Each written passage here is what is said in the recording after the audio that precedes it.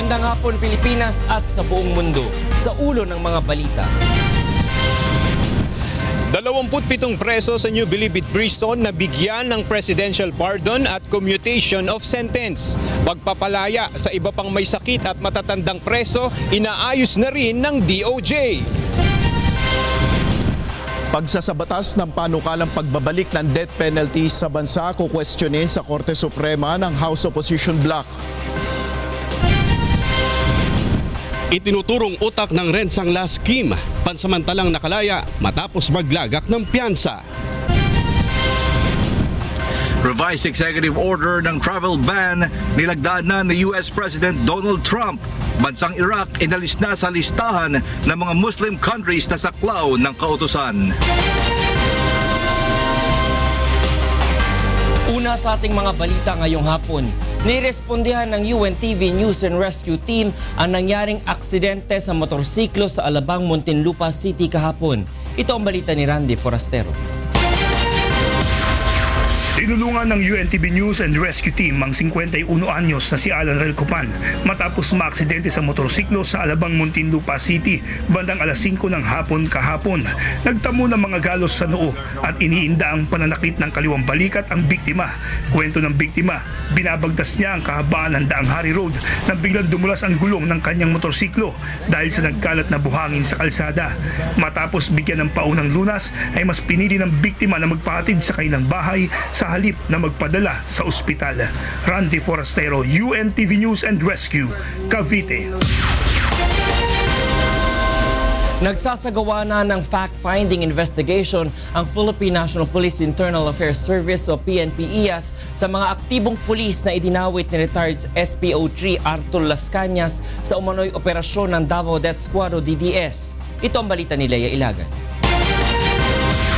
Sinimula na ng PNP Internal Affairs Service ang kanilang fact-finding investigation laban sa mga aktibong pulis na pinangalanan ni retired SPO3 Arturo Las Cañas sa isinagawang pagdinig kahapon sa Senado kaugnay ng umano'y operasyon ng Davao Death Squad. Ayon kay PNP-IAS Deputy Inspector General Police Director Leo Angelo Leoterio, kailangan nilang i-validate ang mga isiniwalat ni Las Cañas dahil hindi pa naman itong maituturing na intelligence information. These information have not been processed through an intelligence cycle. So, these are just pieces of information, di pa siya intelligence. Sa ngayon ay may hawak na silang mga kopya ng dokumento maliban sa sinumpaang salaysay ni Las Cañas. Ang action ng Internal Affairs Service can only be to validate such information. We'll do our own analysis and fact-finding of the things that he has said in relation with the police personnel involved who remain to be in the active service. Ilan sa mga aktibong pulis na pinangalanan ni Las Cañas ay sina Police Senior Superintendent Romel Mitra, ang Chief ng Directorial Staff ng Pro3, Superintendent Rivera, ang Deputy City Director ng Davao City Police Office at SPO1 Jim Tan. Binanggit rin niya sa Senado kahapon sina Police Senior Superintendent Vicente Danao, Chief Directorial Staff ng CIDG at mismong si PNP Chief Police Director General Ronald Bato de la Rosa na isa rin sa umano'y mga nakasama sa killing operation. Tumanggi namang magbigay ng komento si General de la Rosa nang tanungin siya ng media hinggil sa issue. Ordinaryong pulis lang yan siya doon, ordinaryong pulis. Document pa. Hintayin ko lang sa Senado yung ipapatawag ako. Leia Ilagan, UNTV News and Rescue, Camp Crame. Pansamantalang nakalaya ang itinuturing na mastermind ng Rensangla scheme na si Rafaela Anunciacion matapos maglagak ng piyansa. Ito ang balita ni Sherwin Kulubong. Nakalaya na pansamantala ang itinuturing na utak ng Rensangla scheme na si Rafaela alias Ella Anunciacion matapos maglagak ng 40,000 pisong piyansa sa kasong estapa kahapon. Noong Huwebes, hinuli ng Highway Patrol Group Calabarzon si Anunciacion sa Santa Rosa, Laguna sa bisa ng warrant of arrest na inilabas ng Regional Trial Court Branch 93. Nakalaya po siya pansamantala, sir, no? Dahil yung warrant po na inisyu ng judge natin ay particular lang para sa iisang kaso. Yung nag-complain doon ay January pa, nag-file. So yung mga succeeding cases, pag lumabas na po ang PI nun, ang warrant nun, most likely hindi na po siya sir makakalaya doon dahil ano na po yun, large scale na po yan. Sinasabing si Anunciacion ang mastermind ng modus operandi na nakapambiktima ng mahigit sa 2,000 sasakyan. Mahigit 400 sa mga ito ang nabawi ng HPG-4A matapos isuko ng mga pinagsanlaan nito. Ngunit nasa 200 pa lamang ang naibabalik sa mga may-ari. Bukod kay Rafaela, inireklamo rin ng HPG sa Department of Justice ang umano'y mga tauhan at kasabwat ni Anunciacion na sina Anastasia Cauyan, Sabina Torrea, Taychicos Nambio at Eliseo Cortez. Positibo naman ang HPG Calabarzon na may aakyat sa large-scale estapa ang kaso ni Rafaela dahil sa dami ng mga naghain ng reklamo laban dito. Kasama po sir na ano yun, malalabasan ng warrant. Pagdating sir ng tamang oras, araw na matapos yung pag-iimbestiga ng DOJ, most likely may issuean po sir ng warrant. Sherwin Kulubong, UNTV News and Rescue, Camp Vicente Lim, Laguna. Hinihiling ni Police Superintendent Rafael Dumlao na ma-dismiss ang mga reklamo sa kanya kaugnay ng pagdukot at pagpatay sa Korean businessman na si Ji Ik-ju. Sa isinumiteng counter affidavit sa Department of Justice o DOJ, nanindigan si Dumlao na hindi niya iniutos ang pagpatay sa biktima at wala siyang kinalaman sa operasyon ng grupo ni SPO3 Ricky Santa Isabel. Pilit lamang umano siyang isinasali dito ni na Santa Isabel at dating NBI NCR Chief Attorney Rick Diaz. Nakausap niya sa telepono noong October 18 ng araw na dinala sa Camp Crame ang biktima.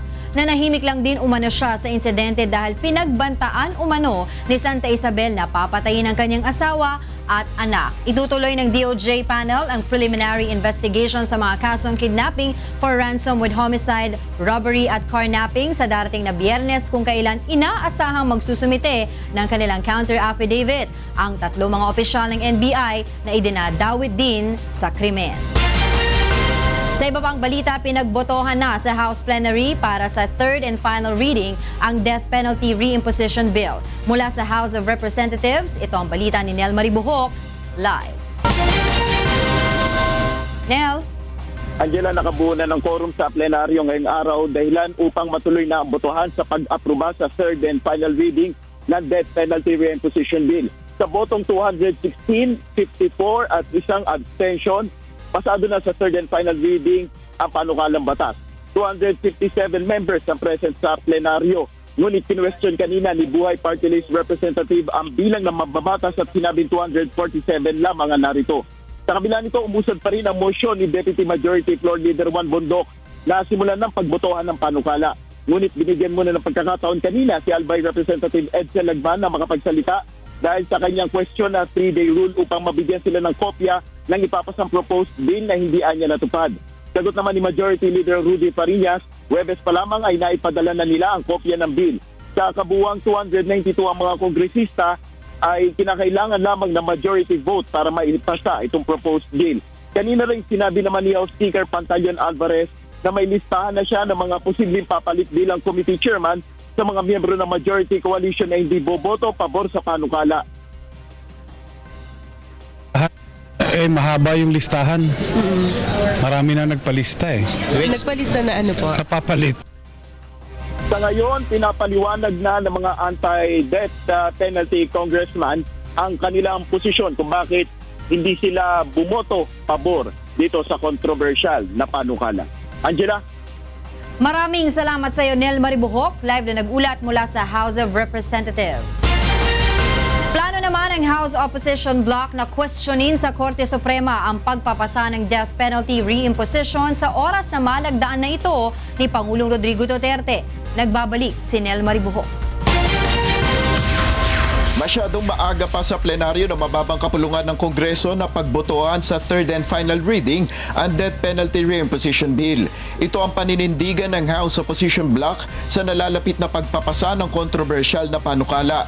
Ayon kay Albay Representative Edsel Lagman, dapat na mabigyan muna sila ng pinal na kopya ng panukalang batas 3 araw bago ang magaganap na botohan na hindi umano natupad batay na rin sa House Rules at Konstitusyon. Bakit hindi nilang sundin ang saligang batas? yung 3-day notice rule. Sa kabila nito, pinaghahandaan na ng opposition bloc ang pagdulog sa Korte Suprema sa oras na malagdaan na ito ni Pangulong Rodrigo Duterte. Until the President signs this into law, and once it is signed into law, kahit hindi pa tuyo yung tinta, pupunta na kami sa Korte Suprema. Sagot naman ni House Speaker Pantaleon Alvarez sa opposition bloc. Punta sa Supreme Court. Not a threat to you, sir? Mahirap mag-argue.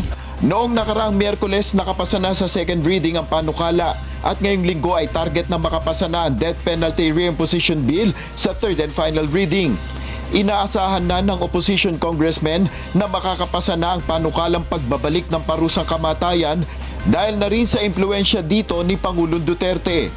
Nel Maribuhok, UNTV News and Rescue, House of Representatives. 27 preso sa New Bilibid Prison ang pinagkalooban ng conditional pardon at commutation of sentence si Pangulong Rodrigo Duterte. Samantala, inaayos na rin ng Department of Justice ang pagpapalaya sa iba pang preso na may sakit at matanda na. Ito ang balita ni Aga Kaakbay.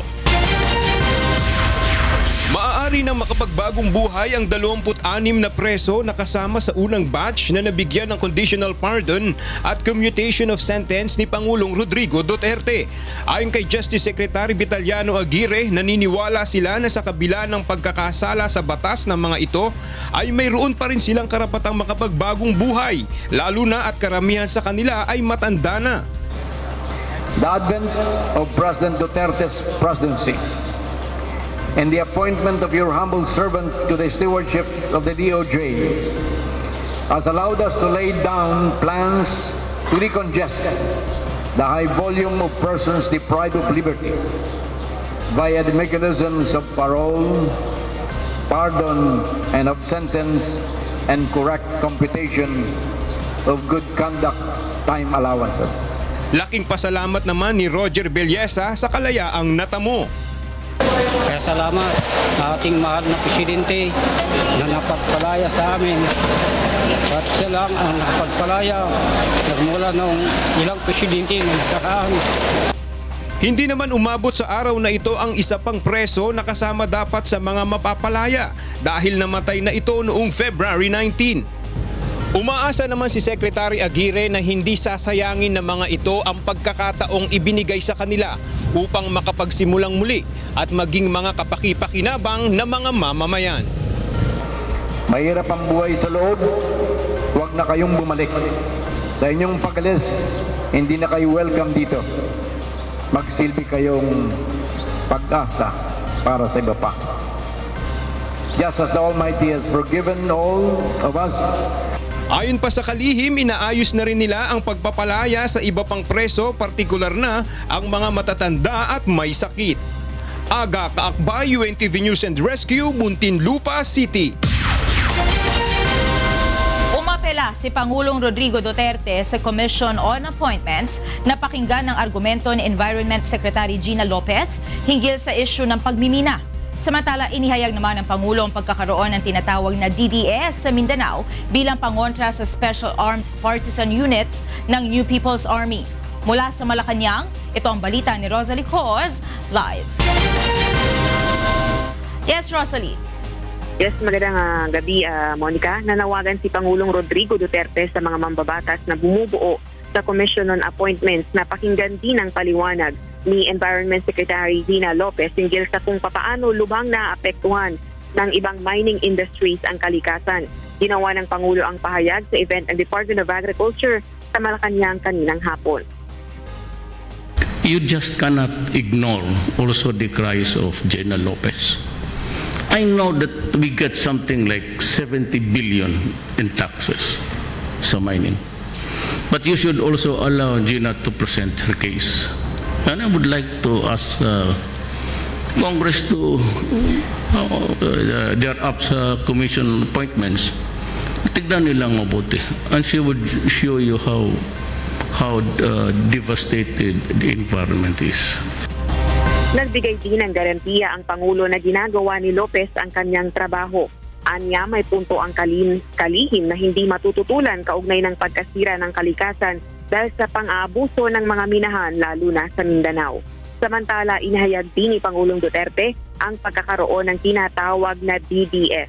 Gayunman, binuuan niya ang DDS noong panahon ng martial law bilang panlaban sa Special Armed Partisan Unit o HIT Squad na tinatawag din na Sparrow unit ng New People's Army. No, if you really ask, nandiyan yan sila. I am not into excuses. No apologies, pero you should learn more about DDS.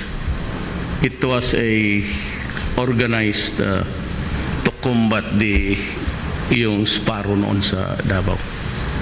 And you can ask the people, the old guys there. It was then known as the DDS martial law. Yung nagbabanatan yung Sparrow pati.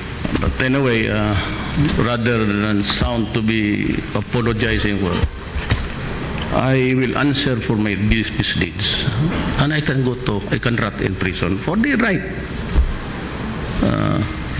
For the right accusation. Huwag naman yung basta itapon mo na lang lahat.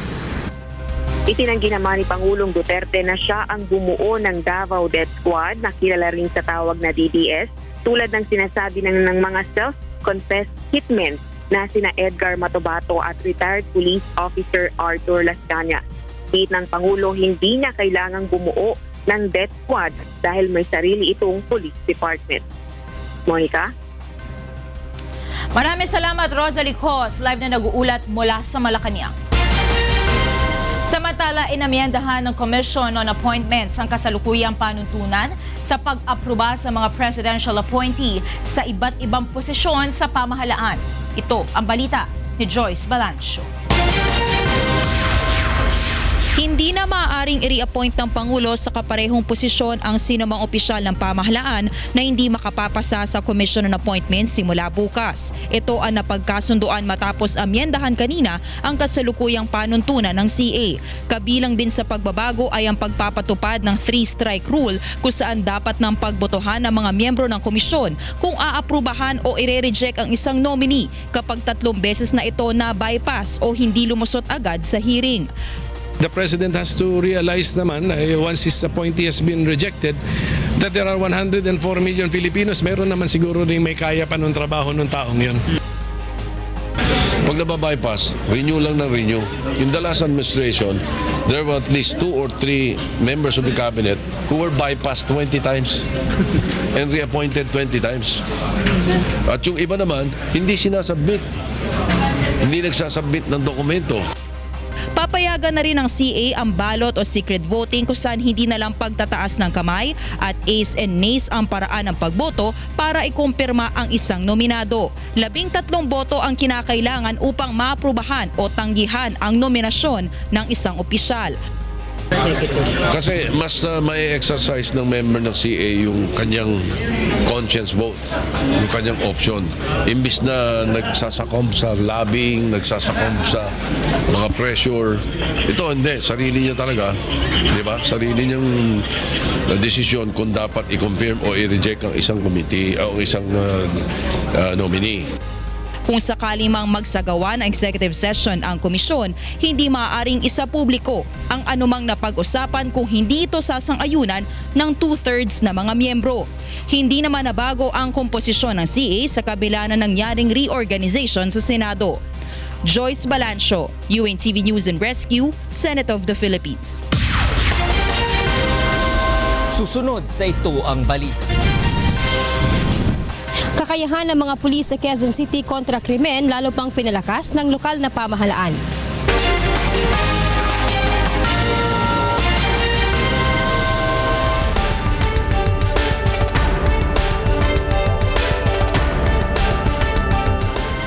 Malapit nang pirmahan ni Pangulong Rodrigo Roa Duterte ang Executive Order o EO na magbabawal sa paninigarilyo sa mga pampublikong lugar sa bansa. Ayon kay Presidential Spokesperson Ernesto Abella, may pinaribisa lang ang Pangulo sa probisyon sa draft EO hinggil sa pagpapatupad ng smoking ban sa loob ng mga establishmento. Samantala, naniniwala naman ang Department of Agriculture o DA na maaari pa ring magtanim ang tobacco farmers dahil may iba pa namang pwedeng pagdalhan sa kanilang mga produkto. Nilinaw naman ni Pangulong Rodrigo Roa Duterte ang ulat hinggil sa umano'y tangkang panunuhol sa kanya ng may-ari ng isang kumpanya ng sigarilyo. Sa isang panayam sa media sa Malacanang kanina, sinabi ng Pangulo na tinangkas siyang bigyan ng baril at pera ng may-ari ng Mighty Corporation kapalit ng isang pabor noong siya ay alkalde pa lamang ng Davao City. Iginiit naman ng Pangulo na hindi niya tinanggap ang regalo at kinumpirmang ipinag-utos na niya ang pag-aresto rito dahil sa paggamit ng pekeng BIR stamps sa kanilang mga produkto. Sa ibang balita, nakipagpulong kay Department of Justice o DOJ Secretary Vitaliano Aguirre II ang may-ari ng Mighty Corporation kaugnay ng paggamit nila sa pekeng tax stamps sa kanilang mga produkto. Mula sa Maynila, itong balita ni Roderick Mendoza live. Roderick, go ahead. Magandang gabi, Attorney Reggie. Nakipagpulong nga kay Justice Secretary Vitaliano Aguirre itong si Alexander Wong Chuk King na may-ari ng Mighty Corporation kaugnay nga dito sa investigasyon sa mga pekeng tax stamps. Kasama ni Wong Chuk King ang kanyang abogado na si Attorney Sigfred Fortuna nang makipagpulong kanina kay Justice Secretary Vitaliano Aguirre. Napag-usapan sa pulong ang investigasyon ng BIR sa mga peking excise tax stamps sa mga pakete ng Mighty Cigarettes na nasamsam ng customs noong nakaraang linggo. So the company had decided to cooperate fully in accordance with what Secretary Aguirre had conveyed to him as the wishes of the President. Ayon pa kay Attorney Fortune, hindi na itutuloy ang pag-aresto kay Wong Chuk King gaya ng naunang iniutos ni Pangulong Rodrigo Duterte dahil sa umano'y economic sabotage. In fact, we voluntarily repaired to the MBI this morning and it was very cordial. Hindi rin niya napag-usapan sa pulong ang umano'y tangkang panunuhol ng may-ari ng kumpanya kay Pangulong Duterte. Nilinaw naman ng NBI na wala pang kaso sa ngayon laban kay Wong Chuk King, ngunit ipatatawag nila ito sakaling magkaroon na ng formal na investigasyon. He was being sought last night by the NBI on account of his issues with the BIR. Attorney Reggie, wala pang pahayag na inilalabas itong si Secretary Aguirre kaugnay nga ng nangyaring pakikipagpulong niya kanina dito sa may-ari ng Mighty Corporation. Balik sa iyo. Maraming salamat, Roderick Mendoza. Nag-uulat ng live mula sa Maynila. Hiniling ng Meralco at Philippine Rural Electric Cooperatives Association o PhilReca sa mga mambabata sa lower house na maibilang ang mga power distribution lines sa panukalang bigyan ng seguridad sa pamamagitan ng pagtatakda ng distansya sa mga istruktura at mga tanim na puno. Ito ang balita ni Nel Maribuhok.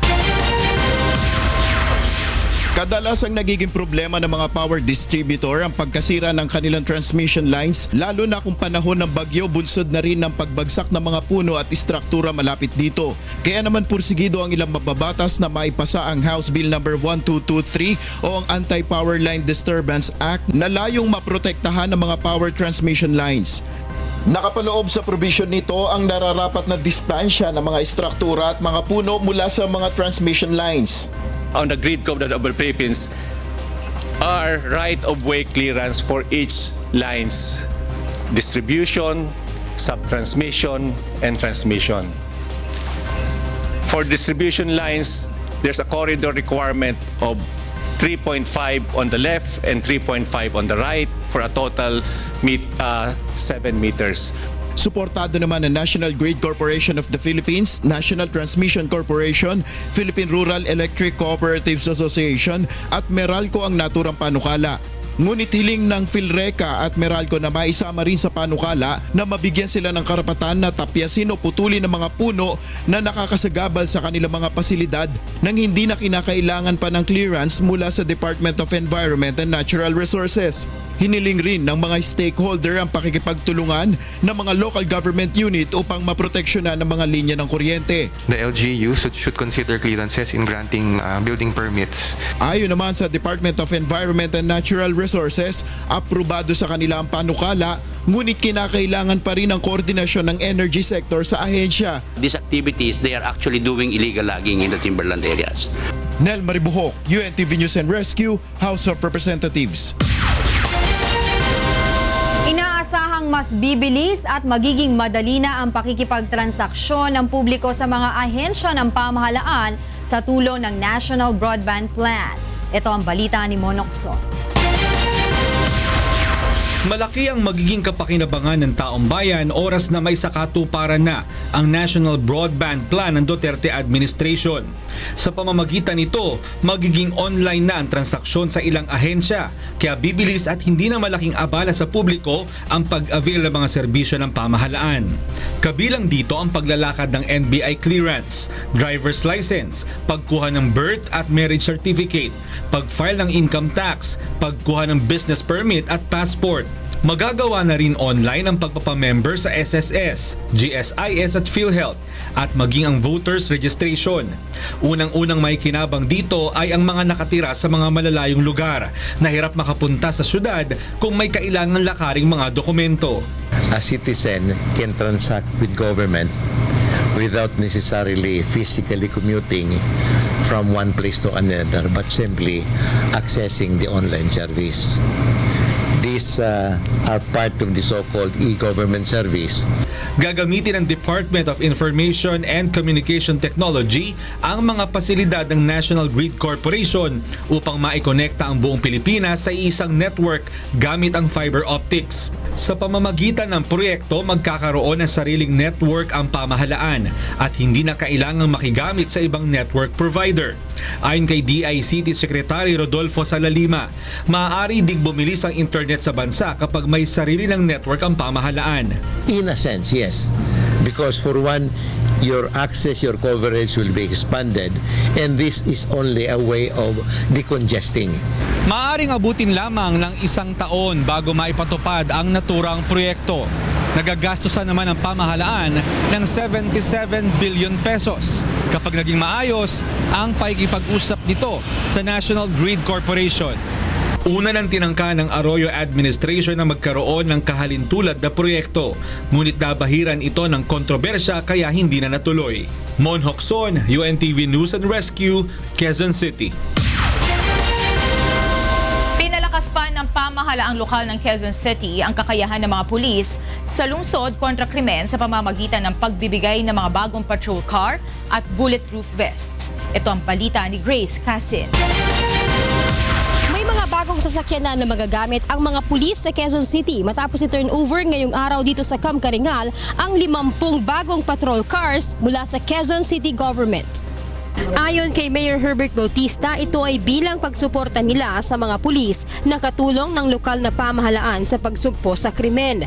Ang request ko lang muna, lahat muna ng mga hindi na umaandar na sasakyan, yung mga bulok na, bigyan ako ng inventory para kung ilan yon papalitan natin.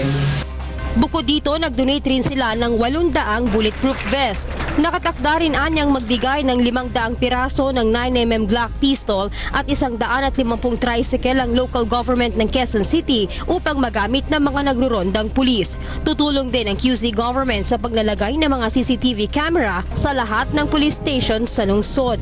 Nagpasalamat naman si PNP Chief Ronald De La Rosa sa tulong ng lokal na pamahalaan at sinabing sana ay tularan ito ng iba pang mga lungsod sa bansa. Nanawagan ito sa mga pulis na gagamit ng mga bagong patrol cars na ingatan ito at tiyaking gagamitin sa pagroronda at pagpapanatili ng kapayapaan sa lungsod.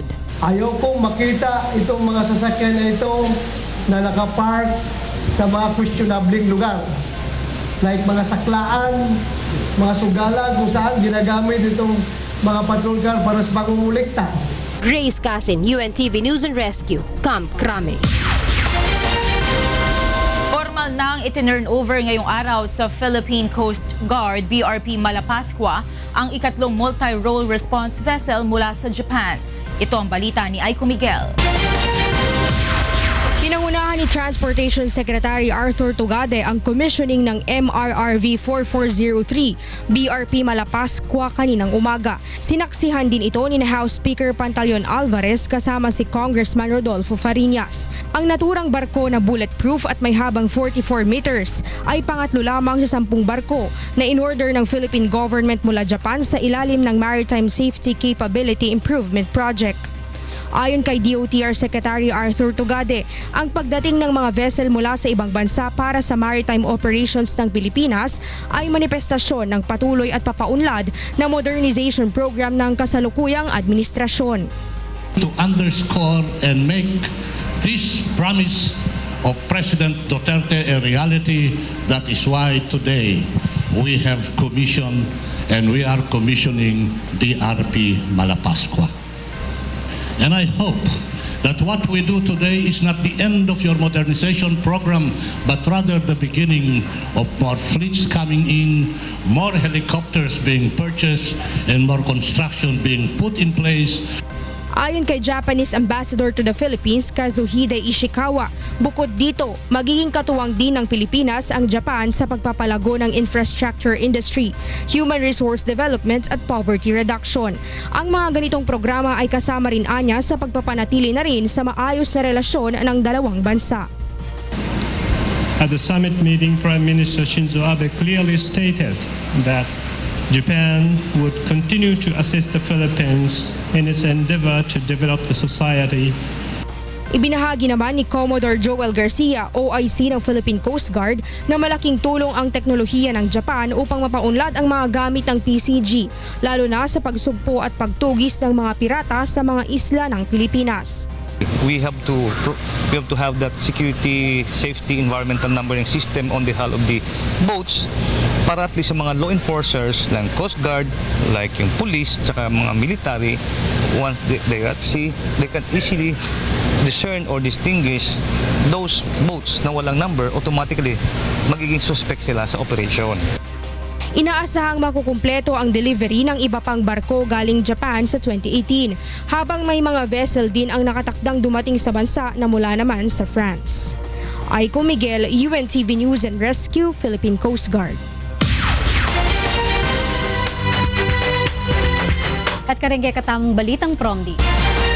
Ipatubad daking Biyernes, March 10, ing dagdag 13 pesos king sweldo daring hanggang empleyado na ning private sector king Central Visayas. Buri ng sabihan nini maging 366 pesos na ing daily minimum wage daring at king commercial and industrial sector king Metro Cebu, ampong 348 pesos naman para karing agricultural sector. 333 pesos naman ing minimum wage para karing empleyado na ning Toledo City, Bogo, ampong aliwa pang lugar king Cebu. Payuan na naman ng Department of Labor and Employment Office king Cebu reng manggagawa agad dong isumbong ding employer a ebisang tuki king wage hike. Nilunsad daking gewarang 40th General Assembly ng Cavite Farmers Feed Milling and Marketing Cooperative o CAFMACO king silang Cavite ring mapilang ideya amalyaring magamit king larangan ng agrikultura ampong livestock. Ining report ng Randy Forastero. Kulang sa kaalaman pagdating sa mga bagong pamamaraan, teknolohiya at business sense ang ilang magsasaka kaya hindi sila nakakasabay sa pagbabago ng panahon. Ito ang dahilan kaya nagpupunta si Senator Cynthia Villar sa iba't ibang lugar upang hikayatin ang mga ito na pag-aralan kung paano maiaangat ang antas ng kanilang kabuhayan. Pag-aralan nyo na i-convert nyo yung inyong mga farm sa tourist farm. And at the same time, kung matyaga pa kayo, gawin yung farm school. Oo. Kasi po yung farm school, ipapa-accredit nyo lang sa TESDA, magtuturo kayo, babayaran ng TESDA ang tuition ng lahat ng students. Anya, suportado naman ng iba't ibang ahensya ng pamahalaan ang mga programang kanilang isinusulong sa pamamagitan ng pamimigay ng mga makina sa mga kooperatiba o organisasyon upang magamit sa mga gawaing pang-agrikultura. Ito po talagang programa to ng gobyerno, kaya lang hindi alam ng mga farmers, kaya hindi nila na-avail. Kaya ito ang pinopromote natin ngayon, na i-avail nila para makamekanize sila. Plano rin ng senador na magpasa ng batas upang lalong matulungan ang mga nasa livestock at poultry industry. Hindi ako naniniwala na well-supported ang livestock. So I would want to make reform sa livestock and poultry industry. Marami kasing dapat baguhin din. Nais rin niya maging mahigpit ang pamahalaan sa mga kumpanyang ginagamit ang ilang kooperatiba upang makaligtas sa pagbabayad ng buwis.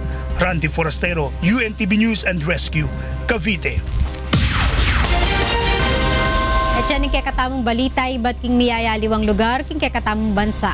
Ako'y Frima Salonga Gloria, Maya Pabengi.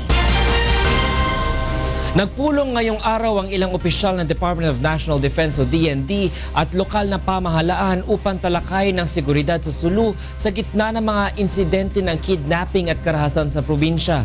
Mula sa Zamboanga City, itong balita ni Dante Amento Live. Dante, anong mga napag-usapan nila? Yes, Attorney Reggie, magandang gabi. Personal nga na inalam ni na Defense Secretary Delphine Lorenzana, AFP Chief General Eduardo Anyo, National Security Advisor Hermogenes Esperon at iba pang matataas na opisyal ang sitwasyon sa seguridad sa Sulu kasabay ng isinasagawang Provincial Peace and Order Council meeting ngayong araw. Ayon kay Defense Secretary Delphine Lorenzana, nais nilang marinig ang mga hinaing at rekomendasyon ng mga opisyal sa Sulu para mabigyan ng solusyon ang kidnapping, pamumugot at iba pang karahasan sa probinsya. Mariin naman ding pinabulaanan ng mga lokal na opisyal na may nangyayaring sabuatan sa pagitan ng mga Abu Sayyaf at LGU kaya hindi matitigil ang insidente ng kidnapping. Katunayan ni Attorney Reds ay handa silang makipagtulungan upang matigil ang mga ganitong karahasan sa lalawigan. Hiling naman ng AFP ang kooperasyon ng publiko para sa tuluyang ikalulutas ng problema. Sa ulat ng AFP, umabot na sa 32 ang napatay na miyembro ng ASG simula noong Enero na malaki na umanong kawalan sa kanilang pwersa. Samantala, binigyan naman ng parangal ang 9 na sundalo na nakikipagbakbakan sa Abu Sayyaf Group. Kabilang dito sina Lieutenant Colonel Ramon Flores at First Lieutenant Mark Alvin Bawagan na nakasagupan ng grupo ni ASG Sub-Leader Alhamsi Misaya noong January 31st na ikinasawin ng 12 ASG members. Colonel Noel Beleran at Captain Eric Kenyanola na nanguna naman sa recovery effort sa katawan ng Canadian hostage na si John Redsdale na pinugutan ng ASG. Gayun din sina Major Mark Anthony Arabe, Second Lieutenant Noah Umpig, Colonel Antonio Rosario, Sergeant Elmer Ballesteros at Sergeant Gary Prande. Sila ang nakarecover ng ilang napatay na ASG, mga armas at gayon din ang nakakuha sa katawan ng German national na si Jürgen Gustav Kanter. Pinaalalahanan ni Secretary Lorenzana ang mga tauhan ng AFP sa layunin ng pamahalaan na makakamit ang matagal na hinahangad na tunay at pangmatagalang kapayapaan, partikular sa Sulu. Yan mo ang balita, balik si Attorney Reg. Isang katanungan lamang, Dante. Diyan ba sa Sulu ay nagdagdag na ng mga tauhan mula sa Armed Forces of the Philippines o same pa rin yung mga naka-assign dyan? Yes, Attorney Reg, isa po yun sa mga naging highlights na pahayag kanina ni Secretary Lorenzana. Ang umpisa sa hindi pa nagumpisa yung utos si Pangulo Rodrigo Duterte na all-out war sa Sulu, mayroon lamang silang 4 na batalyon. Noong iniutos ng Pangulo na tugisin itong bandido ay nagdagdag po tayo, Attorney Reg, so ang AFP ng 10 batalyon ng militar sa Sulu. So ibig sabihin, sa ngayon ay mayroon na pong 14 na batalyon ng sundalo sa Sulu na tutugi sa bandidong Abu Sayyaf. At ayon nga doon sa pahayag kanina ni Secretary Lorenzana, hindi na sila magdadagdag ng puwersa sa Sulu. Sapat na niya yung 14 na batalyon. Ngunit ang kanila ngayong tutugunan ay yung pangangailangan ng mga residente sa Sulu na yun naman yung kanilang hinaing ayon sa mga lokal na opisyal. Kaya umano nagkaroon ng ganoon na yung mga Abu Sayyaf ay nanginidnap at gumawa ng karahasan tulad ng extortion dahil sa kawalan umano ng proyekto ng pamahalaan o kaya tila naman napabayaan sila ng ating gobyerno. Attorney Renz. Maraming salamat, Dante Amento, nag-uulat ng live mula sa Zamboanga City.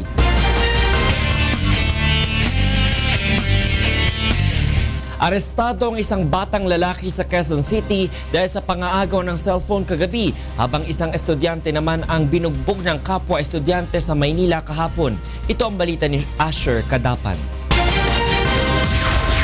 Huli ang isang 15 anyos na lalaki sa Quezon City matapos mangagaw ng cellphone ng isang babae kagabi. Ayon sa biktimang si Maribel Amor, napansin na niyang palakad-lakad sa lugar ang suspect bago hablutin ang kanyang mamahaling cellphone. Agad namang nagsumbong sa barangay officials si Maribel at nang reviewin ang closed-circuit television camera sa lugar ay dito na nakilala ang suspect na kilala na rin nila dahil sa pagiging notorious.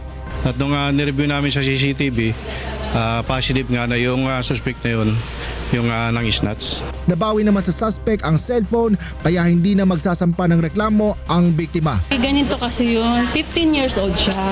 Kumbaga may pagkakataon pang magbago siya. Samantala, sa Maynila, binugbog ng 2 estudyante ang kapwa college student sa Pedro Naval Street sa Sampaloc bandang alas 4 kahapon. Kinilala ang biktima na si Paulo Reyes, 23 taong gulang na nagtamo ng mga bukol at pasa sa muka at sa iba pang bahagi ng katawan. Ayon sa biktima, posibleng selos ang motibo sa pambubugbog sa kanya ng mga suspect na nakilalang sina Alex Dolotina at Benedict Montoya. Makikipagkita umano si Reyes sa isang babae sa lugar, ngunit bago pa man ito mangyari ay dumating na ang dalawa at pinasok siya sa loob ng sasakyan kung saan siya sinaktan. Kasalukuyang nagpapagamot ang biktima sa UST Hospital at plano ng pamilya na sampahan ng reklamo ang mga suspect. Asher Cadapan Jr., UNTV News and Rescue, Philippines.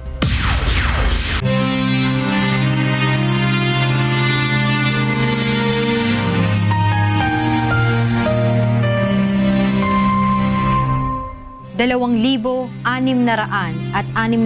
araw na po ang nakalipas mula nang maganap ang malagim na Maguindanao Massacre. Ngunit hanggang ngayon ay naghahanap pa rin tayo ng katarungan sa mga biktima ng malagim na krimen. At sa tila madilim na hinaharap ng kaso, hindi po bibitiw ang UNTV sa labang ito hanggang makamit ang katarungan, hindi lamang para sa aming 4 na kasamahan, kundi sa lahat ng mga biktima ng karumal-dumal na pamamaslang. Magbabalik ang Ito ang Balita.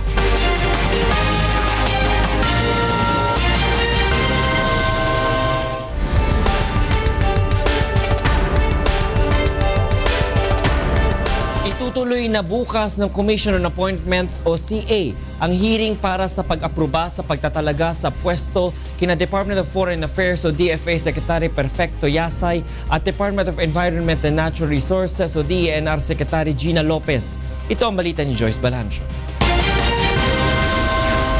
Muling diringgin bukas ang confirmation ni Foreign Affairs Secretary Perfecto Yasay. Ngunit ngayon pa lang sinasabi na ni Senator Aquilino Coco Pimentel na mahihirapan itong makalusot dahil sa issue ng umunay pagsisinungaling niya sa kanyang citizenship. Sinabi ni Yasay sa unang pagdinig ng CA na hindi siya naging American citizen, ngunit may mga lumabas na dokumento na nagpapatotoo sa kanyang citizenship.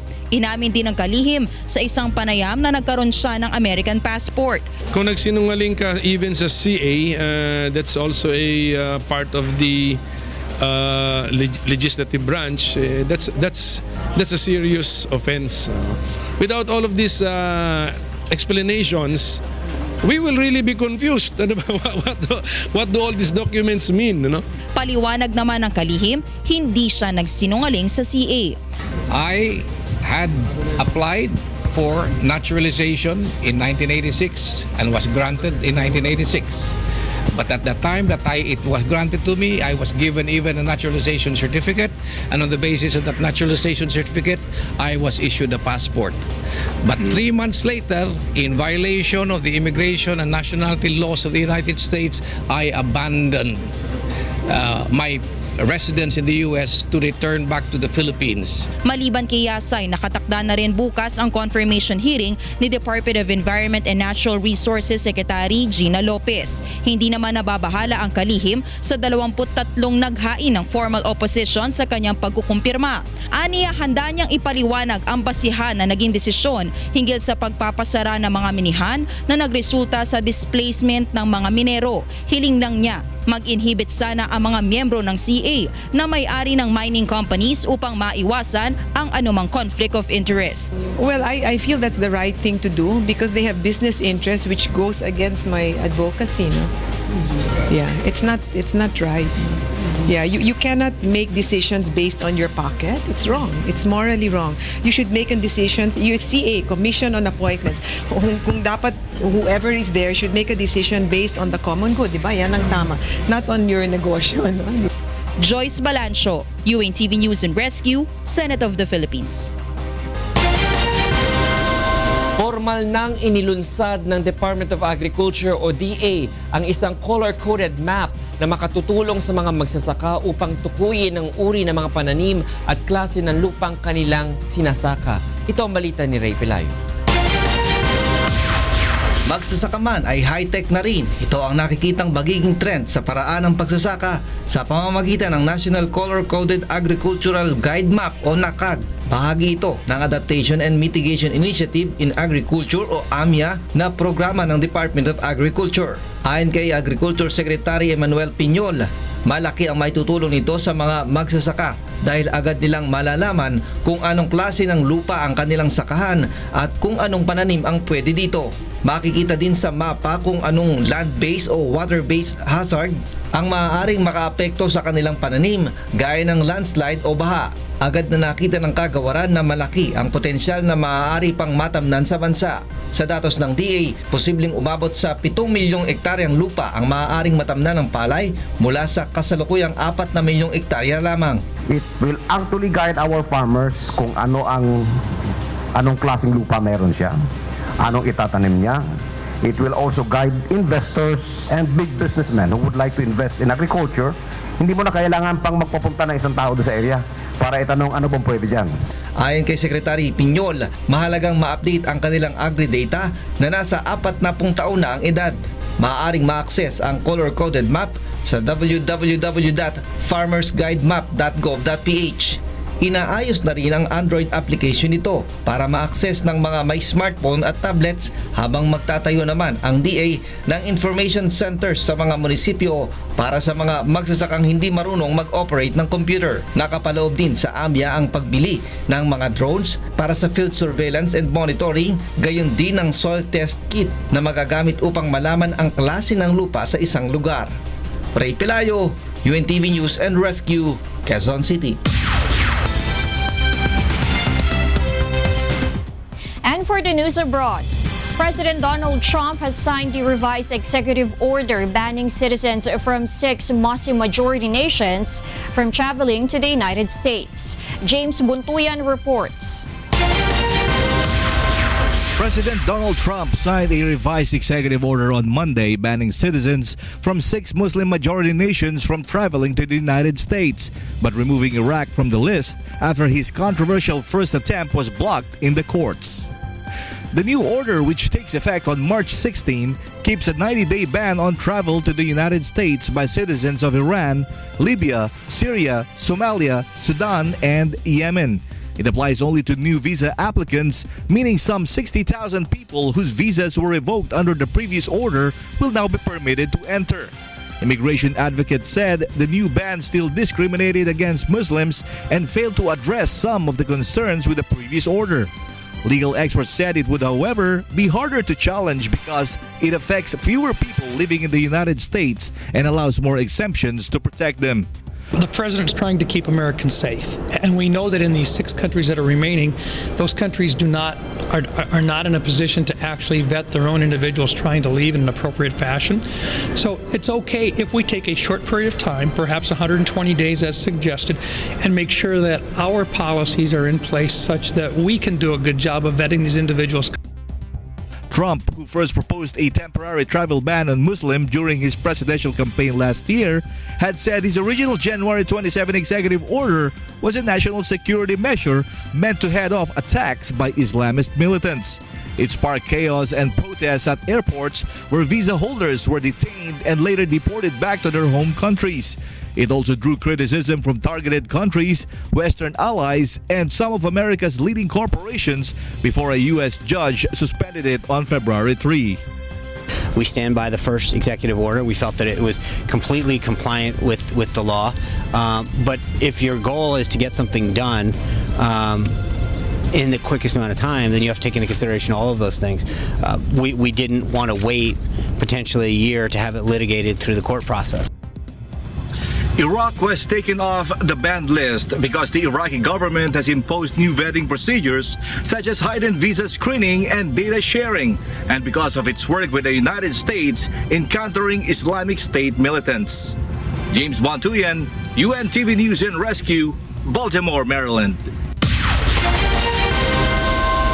Malaysian police sealed off the North Korean embassy in Kuala Lumpur to ascertain the number of officials inside, as tensions escalated over the killing of the North Korean leader's estranged half-brother. The Deputy Home Minister said that they were trying to locate their citizens in North Korea through the Foreign Ministry after Pyongyang barred Malaysians from leaving the country earlier in the day. North Korea's decision prompted Malaysia to take a tit-for-tat action, as police in Kuala Lumpur sought to question up to 3 men hiding in the North Korean embassy over the murder of Kim Jong-nam.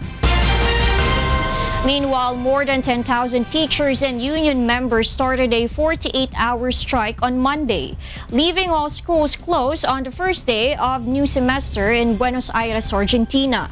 The protesters have called for the government's better treatment over teachers' salary and canceled the limit on the wage hike proposed by authorities. Millions of students were forced to stay home due to the rallies held in 21 out of 23 districts across the country, and labor unions expect more protests in the following days. However, Argentinian President Mauricio Macri regretfully said that the ongoing strike would not solve the problems. And those are the stories making headlines from around the world. I'm Darlene Basingan. Good evening.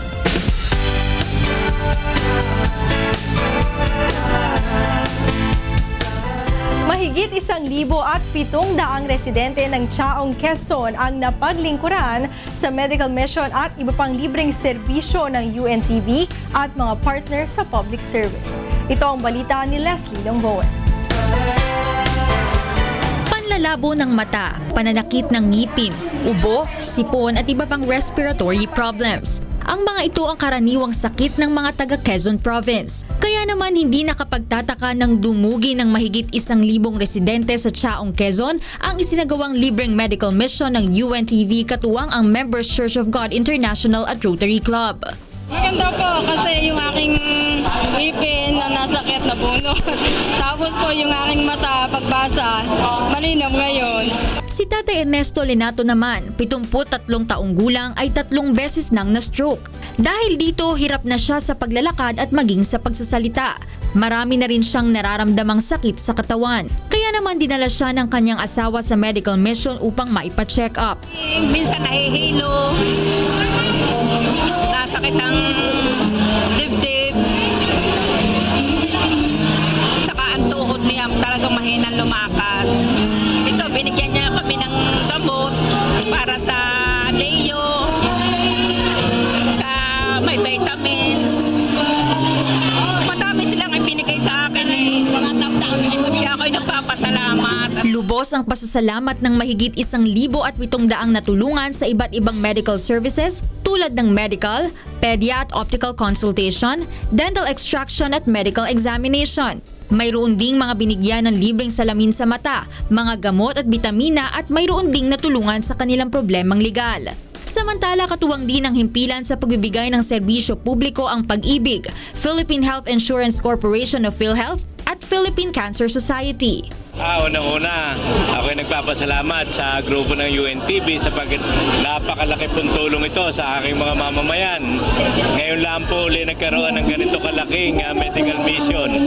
Kailangan po ng mga kababayan natin ito sapagkat sa dami po ng mga mahihirap na may sakit. Leslie Longbowen para sa Serbisyong Kasangbahay. Sa mga naghahanap ng mapaglilibangan ngayong nalalapit na ang bakasyon, subukan ninyo ang nausong water sport activities sa Cebu. Ito ang balita ni Brian Evangelista. Ariel, listen to me. The human world, it's a mess.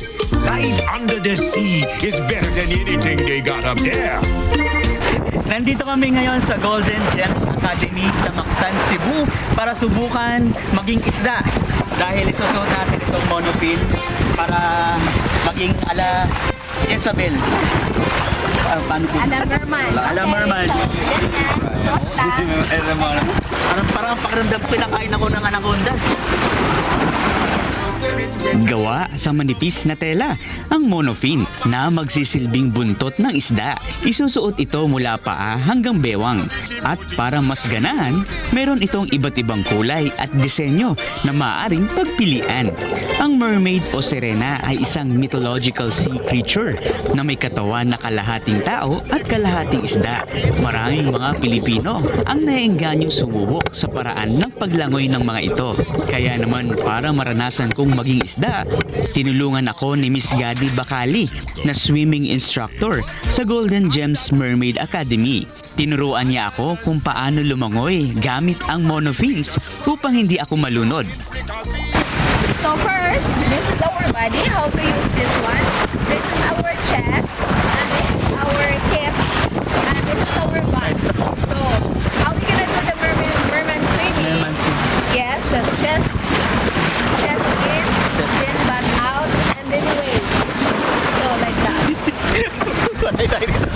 Sa lalim na 9 metro, ilangoy namin ang isang bahagi ng crane kung saan ipinamalas ni Gadi ang kanyang skills at maging ang tinatawag na mermaid dance. Hindi lamang sa Mactan, Cebu lumalangoy si Gadi dahil binibisita rin niya ang iba pang mga diving site sa lalawigan tulad na lamang ng Moalboal, Cebu.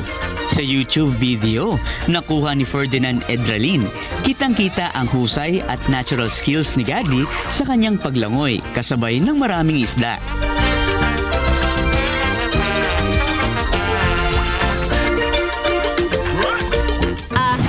If you practice it daily, so yes, it's easier also. And you know also the proper technique how to relax your body, your mind, because one thing that we always practice in mermaiding that you need to accept the ocean and you need to feel the water and you need to feel that you are a real fish and then you need to relax and switch off your mind. Bukod sa nakakaaliw ang mermaid swimming, magandang exercise din ito para sa pananakit ng likod. Makatutulong sa pagkakaroon ng malusog na puso, nagpapalakas ng ating baga at nagpapababa ng bad cholesterol. Kaya sa nalalapit na bakasyon, subukan ang naiibang underwater attraction. Dito sa Mactan, huwag nyo lang itataong may bagyo, baka saan kayo mapunta. Ibang isla na ang punta nyo. Brian Evangelista, UNTV News and Rescue, Mactan, Cebu. At yan ang ating featured news at public service ngayong gabi. Ako po si Talia Javier. Balik sa inyo, Atty. Reg, Angela, and Monica. O yan, dream come true yun para sa mga nangangarap maging serena. Nasubukan ko din. Si Angel din to, nasubukan. Pero hindi pa ako nakapagsuot nung ganun. Hindi pa. Hindi pa. Pero ang nasubukan ko mag-swim ng mermaid. Madali-dali lang siya. Baliktad tayo. Nasubukan ko magsuot ng fin. Hindi ako makalangoy. So hindi ka pinanganak para maging Hindi ako magaling lumangoy. Pero ano tawag ba sa lalaking serena? Merman. Sereno. Sereno, no? Shoko, iba naman ata yung shoko. Pero ano rin yung lamang dagat din yan sa atin, no? Sa folklore natin. Try natin yan minsan. Sa Cebu. Ayaw pupunta. Maraming salamat sa iyo, Thalia. At yun po ang naging kabuuan ng ating balitaan ngayong gabi. Aming inilahad ang buong katapatan kung paano namin nasaksihan. Kayo po'y makapagtitiwala ng aming nakita at narinig, ang aming ibinabalita. Magandang gabi.